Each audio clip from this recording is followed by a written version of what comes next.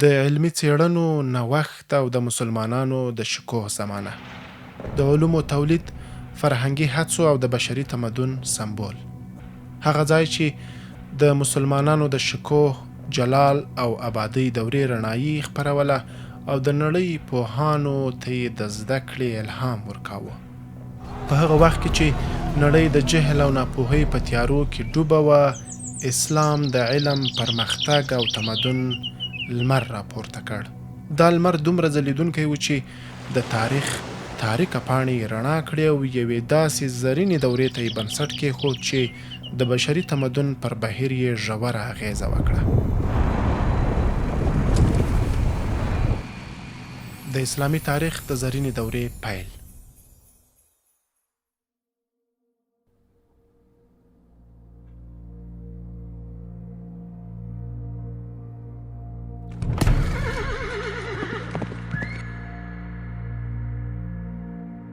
د اسلامي تاریخ له مخې په دې زرینه دوره کې د اسلام بنسټ یوازې عبادت پورې محدود نه و. اسلام د علم، تمدن، هنر، د بشري ژوند د قوانینو او عدالت ستر بنسټ هم جوړ کړ. په دې دوره کې اسلامي ټولنه د پوهې، تدبیر، نبوغ، مشورې او عدالت پر محور ولاړه وه، چیرې چې هر فرد د قانون، اخلاقو او ټولنیز نظم په چوکاټ کې خپل ژوند جوړاوه. دغه ټولنه د هر فرد لپاره د عدالت او پرمختګ فضا برابره کړې وه چې د تاریخ یوه بېسارې نمونه ګرځېدلې وه. د عباسي او اموي خلافت دوران. په دې ځای کې د یوناني، هندي او فارسي علومو ژباړې ترسره کېدې او هر نوښت د بشري تمدن د پرمختګ بنسټ وګرځېده. په 9مه پیړۍ کې د عباسي خلیفه هارون رشید او مأمون په واکمنۍ کې د بغداد په زړه کې یو علمي مرکز جوړ شو چې د بیت الحکمه په نوم پیژندل کیږي. دا یوازې یو کتابتون نه و، بلکې د نړۍ د لومړنیو علمي څېړنو او د پوهې ستره ماڼۍ وه. په دې زرینه دوره کې د مسلمانانو علمي او فرهنګي هڅې پیل شوې. د یوناني، هندي، فارسي او رومي کتابونو متونونه عربي ژبو ته وژباړل شول او په لومړي ځل له یوناني فلسفې څخه هم اغېزناکې ژباړې ترسره شوې. دا ژباړې د اسلامي تمدن د علمي ودې بنسټ کېښود او د راتلونکو نسلونو لپاره یې د پوهې او نوښت لار هواره کړه. بېلابېل لیکوالان او کاتبان د کتابونو کاپۍ جوړولې ترڅو دا قیمتي معلومات نورو ښارونو او ټولنو ته هم واستول شي. د بیت الحکمه دا هڅې د علمي اړیکو او فرهنګي تبادلې ستره بنسټیزه برخه وه چې د اسلامي تمدن علمي پرمختګ یې لا پراخه کړ. په بیت الحکمه کې یوازې ژباړې نه کېدې، مسلمان پوهانو نوي هراړخیزې او ژورې څېړنې هم ترسره کړې. محمد بن موسی خوارزمي دلته د الجبر او عددونو بنسټ کېښود. نوښتونه یې د نړۍ د سترګو پام ځان ته واړاوه. همدارنګه ابن هیثم د بصریاتو څېړنې وکړې چې د نوري علومو د پرمختګ بنسټ یې کېښود. دغه نوښتونه د اسلامي تمدن علمي ودې ته نوې رڼا او پراخ افقونه ورکړل چې د بشریت لپاره یې د پوهې سترې سرچینې جوړې کړې. په دې علمي او څېړنیز مرکز کې مسلمان پوهانو د فلسفې، ریاضي، طب او کائناتو په اړه هر ورځ هر اړخیز بحثونه کول. مسلمانانو یوازې د لرغونو یوناني کتابونو تقلید نه کاوه، بلکې دوی یې په دقت سره مطالعه، نقد او په نوښتونو یې پرمختګ راوست. د دې ژور فکر او ابتکار په مرسته اسلامي تمدن د علمي ودې او بشري پوهې لپاره بېساري بنسټونه کېښودل. بیت الحکمه چې د علم د نړیوالو پلونو په څیر و، هلته د مسلمانانو ترڅنګ د نورو ادیانو او ملتونو پوهانو هم برخه اخیستله. دا د نړۍ د لومړنیو علمي اکاډمیکو مرکزونو څخه شمیرل کیږي چې د مسلمانانو د ویاړ هسک څلی بلل کېده او د مسلمانانو د علمي ودې د لوړو معیارونو او د ویاړ مستند بیلګه ده. د علم او فلسفې د ودې مجهزه مرکزونه. قرطبه د زرګونو علمي او تحقیقي کتابونو کور و. تاریخ په خپلو پاڼو کې دا ثابته کړې چې د اندلس پوهان د اروپا د جهل او تیارو لپاره د رڼا مشعلونه شول. د اسلامي تمدن زرینه دوره یوازې په علم روښانه نه وه، بلکې په هنر، معمارۍ او عدالت کې هم بېساری میراث پرېښود. د ښارونو تمدني ودې په برخه کې بغداد، قرطبه، قاهره، بخارا، سمرقند او غرناطه د نړۍ تر ټولو پرمختللي ښارونه شول.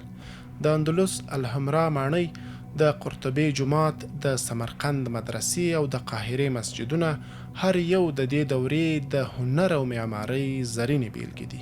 اسلامي هنري خطاطي او هندسي نقشونه، یعنی د ښکلې معمارۍ بڼې او ډیزاینونه د نړۍ په هر ځای کې بېساري ښکاري. په دې ښارونو کې د سړکونو رڼا، عامه کتابتونونه، روغتونونه او کاروانسرایونه جوړ شوي وو. داسې خدمات یې وړاندې کول چې اروپا یې لا پېژندونکی نه وه. اسلامي تمدن یوازې د دینی مراسمو او عباداتو نظام نه و، بلکې د ژوند د هر اړخ لپاره یې روښانه لارې وړاندې کړې. مسلمانانو د یهودانو او عیسویانو لپاره د ګډ ژوند فضا برابره کړې وه. په ځانګړې توګه په اندلس کې د مسلمان او غیر مسلمان علماو ترمنځ علمي مناظرې د آزاد فکر نښه وه. وروسته د رنسانس د فکري ازادۍ بنسټ د همدې تقلید پر بنسټ کېښودل شو. د ټکنالوژۍ لومړني اختراعات. د اسلامي زرینې دورې یو بل لوی افتخار د لومړۍ ټکنالوژۍ په ډګر کې لومړنۍ لاسته راوړنې وې. د اوبو او د کرنې پرمختللي آبپاشي سیستمونه، یعنی هغه ابتکاري وسیلې او سیستمونه وو چې په اسلامي زرینه دوره کې د کرنې، باغدارۍ او ښارونو د اړتیاو لپاره د اوبو د لیږد او ویش په منظمه توګه کارېدل. دا په اصل کې د آبپاشۍ سیستمونه وو. همدارنګه په دې دورې کې د ساعتونو جوړول، د کیمیا لومړنۍ تجربې او د فلزاتو کارونه هغه ابتکارات وو چې د بشري ژوند د نوې مرحلې بنسټ یې کېښود. دا نوښتونه دومره حیرانوونکي وو چې هغه مهال یې یهودي او عیسوي عالمان په تعجب کې واچول او ګوته په غاښ شول. په نړۍ د اسلامي زرینې دورې هر اړخیزې اغیزې. اروپا د اسلامي زرینې دورې پر مهال د روم د زوال وروسته 5م قرن اروپا علمي مرکزونه له منځه ولاړل. پوهه یوازې د کلیسا په چوکاټ کې محدوده وه. عیسویان او یهودیان د علمیت او عقلانیت پر ځای په خرافاتي باورونو کې ډوب ول. د طب پر ځای جادو او دعاګانې رواج وې. ناروغان د درملو پر ځای د پاکو اوبو او تعویذونو په وسیله تداوی کېدل. کله چې اسلامي نړۍ د علم، فلسفې، فقه او طب په رڼا کې روښانه وه، عیسوي او یهودي ټولنې لا هم په خرافاتو او ناپوهۍ کې ډوبې وې. د عقل او تحقیق پر ځای د کلیسا خرافاتي باورونه واکمن وو. هر هغه څه چې له الهي معجزې سره برابر نه ښکارېدل د بدعت یا ګناه په نوم رد کېدل. د ناروغیو اصلي سببونه نه پیژندل کېدل. ناروغي د طبیعي علت پر ځای د ګناه، شیطانی تسلط او یا د خدای د قهر نښه بلل کېده.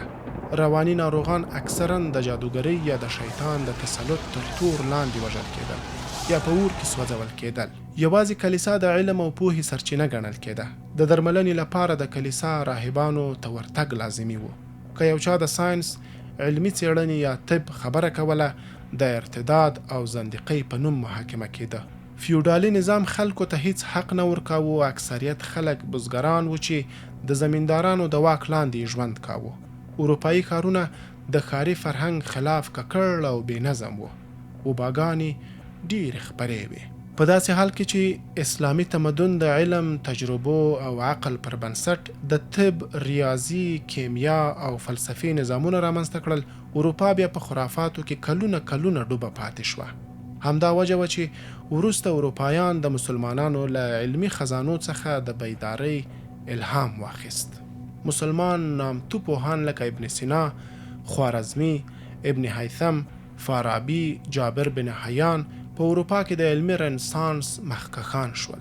کله چې اسلامي نړۍ د علم او تمدن مدارجو ته رسېدلې وه، اروپایانو له مسلمانانو په هره برخه کې تقلید پیل کړ. اروپایانو د اسلامي نړۍ څخه نه یوازې تقلید وکړ، بلکې د اسلامي تمدن په سیوري کې خپل رنسانس پیل کړ. د دې څو بیلګې داسې دي. لومړی، اروپا ته د علومو انتقال. کله چې صلیبي جګړې او د اندلس یعنی هسپانیې مسلمان حکومتونه له پوره شان او شوکت نه برخمن ول، اروپایان د مسلمانانو له کتابونو سره بلد شول. په ځانګړي ډول د اندلس، قرطبې، غرناطه او طليطله ښارونو کې اروپایي نوي ژباړونکي راڅرګند شول او له مسلمانانو به یې مشورې اخیستې. د مسلمانانو لخوا هغه په عربي یا نورو ژبو کتابونه چې په بیلابیلو برخو کې لیکل شوي وو د لاتین ژبې ته وژباړل شول. دویم، کوم علوم او څانګې انتخاب شوې؟ ریاضي او الجبر. د خوارزمي الجبر کتابونه چې نړۍ کې د خورا شهرت درلودونکي ول، اروپا ته ولېږدول شول. د صفر کارونه، عشاریه سیستم او عددي فرمولونه د مسلمانانو له لارې اروپا ته ورسېدل. په طبي برخه کې د ابن سینا پراخې زړه راښکونکې څېړنې د نړۍ سترګې تسخیر کړې. د ابن سینا القانون فی الطب مشهور اثر د اروپا د پوهنتونونو اساسي درسي کتاب شو چې تر دې مهاله په اروپایي پوهنتونونو کې ترې استفاده کوي. د الزهراوي د جراحۍ کتابونه د قرون وسطي اروپا د جراحانو لارښود وو. ابن سینا، رازي او زهراوي د طب بنسټګر شول. په دې برخه کې لومړني تخصصي روغتونونه د مسلمانانو لخوا جوړ شول چې د بیلابیلو ناروغیو لپاره یې ځانګړي څانګې لرلې: فلسفه او منطق. د فارابي، ابن رشد او ابن سینا فلسفي اثار هم وژباړل شول. اروپایانو یوناني فلسفه مستقیما ونه پیژندله، بلکې د مسلمانانو د تفسیر او نقد له لارې وپیژندله. فزیک او بصریات. د ابن هیثم د بصریاتو څېړنې وروسته د اروپا بیلابیلو ښارونو ته ورسېدې او له دې سره اروپایانو د اپتیک علم بنسټ کېښود. کیمیا او تجربوي علوم. د جابر بن حیان کیمیاوي څېړنې ټولې اروپا ته لارښود شو. له دې سره د اروپایي کیمیا د ودې الهام وګرځېد. جغرافیه او ستورپوهنه. مسلمانانو په لومړي ځل سمندري سفر پیل کړ چې بیا وروسته د همدې مسلمانانو د نقشې جوړونې او ستورپوهنې علم د اروپایانو د سمندري سفرونو لپاره لارښود شو.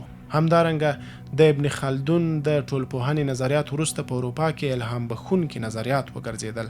د ستورپوهنې او ریاضي نوښتونو په برخه کې مسلمانانو د جغرافیې او ستورپوهنې نقشه داسې رسم کړه چې د کښتیو ملاحانو به پرې د سمندرونو لارې معلومولې. اروپایان په تدریج سره د مسلمانانو د علم او تحقیق په مرسته له تورو تیارو راووتل. د دې تقلید او زده کړې پایله رنسانس، فکري نهضت او علمي بیداري وه چې د 14 څخه تر 14 قرن کې پیل شوه، چې وروسته یې په اروپا کې د صنعتي انقلاب لپاره هم لاره هواره کړه. نو لنډه دا چې اروپا د مسلمانانو له علمي میراث نه پوره تقلید وکړ او همدا د هغوی د پرمختګ لامل شو. که چیرې حقیقت وسپړل شي، د اسلامي زرینې دورې له برکته اروپا له تورو تیارو راویښه شوه. د انساني ژوند قاعده له مسلمانانو زده کړه. ټوله اروپایي نړۍ کې عقلانیت په دې دوره کې څرګند شو، ځکه اروپا کې د رنسانس بنسټ د مسلمانانو د علم په رڼا او برکت کې کېښودل شو. د اسلامي زرینې دورې پیغام دا دی چې علم او ایمان سره یو ځای وتړل شي. امت لوړوالی ومومي.